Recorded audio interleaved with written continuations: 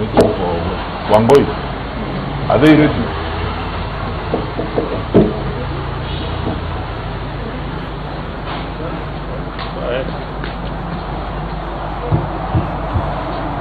Mwenda, you will let them know. We'll take our very brief press conference that will take about 3 or 4 questions. Tawambia na Zambia.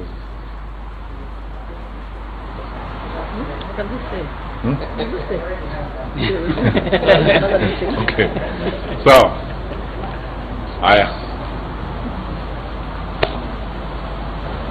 ladies and gentlemen, thank you very much for coming this afternoon. I must begin first of all by saying sorry to you. We intended to have this in the morning, but we had a number of things to do, and it became necessary that we do it this afternoon. Thank you very much for being understanding and indulging us in coming back this afternoon. I'm here with a number of colleagues from government whom you all know, my cabinet colleagues, our Cabinet Secretary for ICT, Mr. Joe Musheru, Cabinet Secretary for Foreign Affairs, Ambassador Mina Mohammed, and our Cabinet Secretary for the National Treasury, Mr. Henry Rotich. I'm also accompanied by our PS, Interior and Coordination of National Government, Dr. Karanja Kibicho, the Inspector General of Police, and of course you know our Head of Public Service and Chief of Staff, Mr. Joseph Kinywa. The purpose of meeting this afternoon, or speaking to you this afternoon, is to communicate to you and to communicate to the country on the eve of Election Day that we as government, especially we from the security sector, are so grateful to our fellow citizens for the most peaceful campaign period that we've had since independence. As we prepare to vote tomorrow, this is the most peaceful 24 hours or so before elections that we've ever had since 1963. And we are so grateful, first to our fellow citizens for conducting themselves responsibly. We are grateful to our political leaders across the board for very responsible conduct of the campaigns to a greater extent. We are grateful to all critical actors, including yourselves, the press. We have seen a much more peaceful and quieter environment in the context of the campaigns that we have seen before. We're very grateful for this, and we want the country to know we really appreciate that we didn't have major issues to deal with. As we prepare to vote, again we look forward with a lot of hope that we will have a peaceful, free and fair election. We have consulted consistently with the IEBC, and as we've said several times before, as government we do not conduct elections. It's a responsibility of the IEBC to conduct elections. Our role is simply to facilitate the IEBC to conduct elections. We are very grateful to the IEBC, and we would like to say that to the farthest extent possible they have been effective in the manner in which they have sought and obtained our support where they needed it, and we will continue to facilitate them. We are confident in those fellow citizens who run that institution, and we look forward to them conducting a free and fair election tomorrow. We look forward to coming to work on Wednesday morning. That's why only tomorrow is gazetted as a public holiday. Thirdly, we would like to assure the country that we are all secure and safe. We do not know, and we are following this on a very regular basis. We do not have any reason to believe that there is any major security issue to be concerned about or to worry about. We are aware of the challenges that we face in a small part of the country. You know, we are a frontline state in our relationship with our neighboring country in Somalia, challenges related to incursions of Al-Shabaab. But we are ready and we are prepared for these challenges, and that's why when an incident happened such as happened this morning, we were ready and prepared to deal with it. We have assured fellow Kenyans who live in this part of the country, and I would like to assure them again that we are ready to provide them with security. They will vote and they will participate in the electoral process, which is their right constitutionally, and it's our responsibility as government to facilitate them to do so. I'd also like to say that as we prepare to go and vote tomorrow, our message remains the same. We urge our fellow citizens to keep the peace, to basically exercise their constitutional right and responsibility peacefully, and to ensure that they not only turn up to vote, but they do so in a peaceful manner. That's why we have been telling them that we obey the IEBC's guidance in this matter. Unfortunately, the court has also pronounced itself on the same. We wake up in the morning, queue, vote, and go back home or go to other businesses. We are looking forward to this historic moment when we play our role as citizens of this great nation.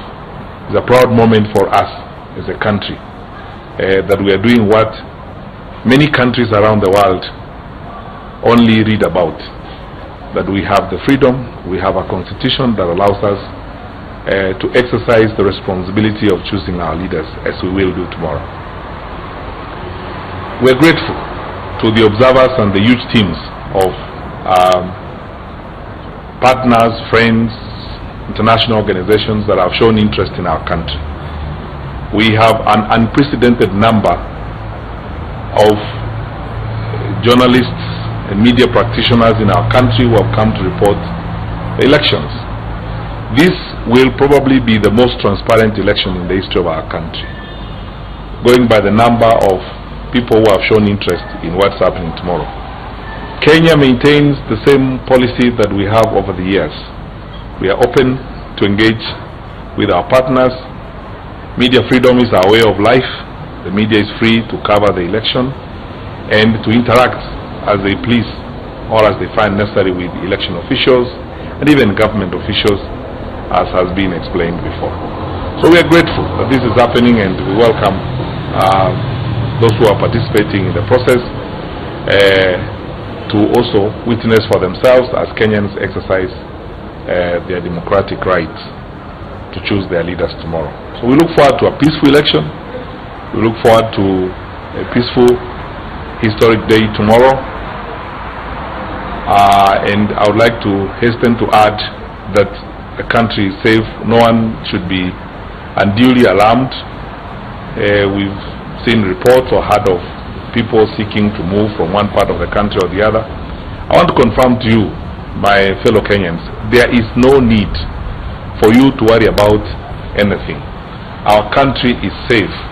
You are free, protected by the Constitution, to live, do business, engage with your fellow Kenyans wherever you please and wherever you find convenient to you.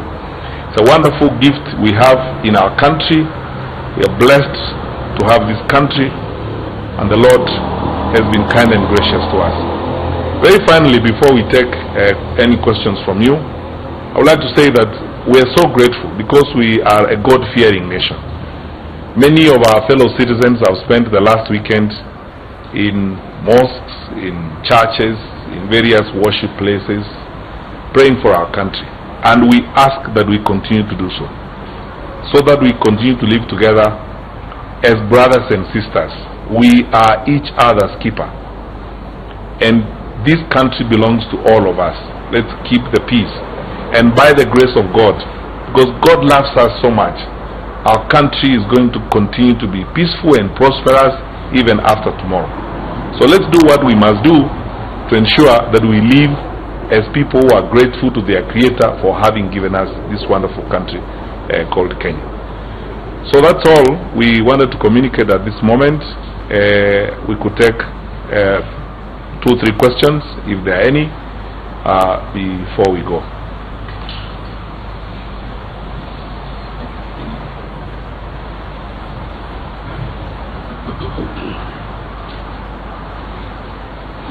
very much. Good afternoon. My name is Velvet Harrison from China Central Television. I'm wondering how many incidents of election-related violence you recorded in the past month and how many arrests. Also, what security measures are in place now that weren't in 2013 or even in 2007? Well, quite frankly, and it's true, we haven't had major security incidents related to the elections this year. Other than about 3 cases of supporters trying to disrupt opponents' meetings, we haven't had any election-related security incident this year. In terms of security deployment, I have heard and I've observed people saying that we have deployed more security resources in some parts of the country than others. It's not true. Our deployment and management of security in support of the IEBC is demand-driven. In other words, we sit down with the IEBC, the Inspector General of Police has sat down with the IEBC and they worked on what the IEBC would need. And that's the basis upon which he has assigned a total of about 150,000 officers drawn from various formations to support the IEBC. This includes protecting the commissioners, protecting senior officers involved in the management of the electoral process, including the 290 returning officers in every constituency in the country, 47 election coordinators in every county, and so on. So there hasn't been an unusual deployment of security, and as I said, it's demand-driven in the sense that the discussions that have happened between the Inspector General of Police and the IEBC have led to the security arrangements that we have across the country. We are better off now than we were in 2013, of course, because our National Police Service is better, is much more improved, better equipped, and this administration, the Jubilee administration, has invested heavily in the security of the country through training of more officers, better training as it were, and therefore the country is better policed than it was in the past, as it were. We have better trained officers than we had in the past, and we have better assets than we did in the past, so that we are able to respond better than we did in the past. But everyone keeps referring to what happened in 2007. That's 10 years ago. That is 10 years ago. We've come a long way since 2007. And those references forget that we had a peaceful election in 2013, and we have built an institutional basis and culture of conducting our affairs peacefully. You're looking for evidence? Look at the campaigns we've had. We've just come to the end of the campaign season and we haven't had any major incident. Thank you. Daniel Finnan, Radio France International's English service. We'd like to ask you, sir, what safeguards do you have in place to ensure that the security forces don't use excessive force at polling stations? And furthermore, if you wouldn't mind also replying in Swahili to my colleague from our Swahili service. Thank you. Thank you. The security system we have in place, our police and security sector players are trained and prepared to protect property and citizens of this country. There is no training on the part of our officers, there is no intention on the part of government to use any force or to be violent against our people. Do not forget one thing. Our responsibility is to take care of the interests of our people, our citizens, who are the taxpayers, our employers. Our security forces are not at polling stations to hurt the people. They are there to facilitate our people. We are there to ensure that the citizens of this nation enjoy, exercise, and they are free to do so their democratic rights tomorrow in terms of voting. So we have no plan in place to be violent or to mistreat our citizens, because it does not exist in the code of conduct of our police. As for Swahili, we will have a moment later to discuss that. Let's deal with everyone else first. The last one. That's the last one, I think.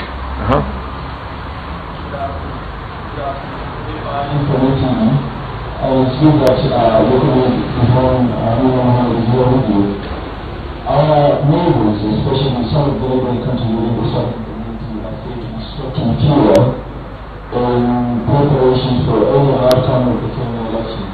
We can remember that happened in 2007. They lost a lot of property, they lost a lot of investment, and Kenyans are really weak. the fuel in the traffic community. What is your ministry doing to reassure our neighbors that we can mitigate the problem of My brother, that is speculative.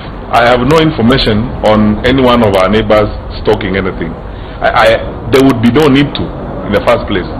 As I've said clearly, we do not know and we have no information. And if we did, we would actually say that we suspect there would be a security challenge of one kind or the other. I can assure everyone we are going to have a peaceful election and we have made all the necessary plans to secure the country.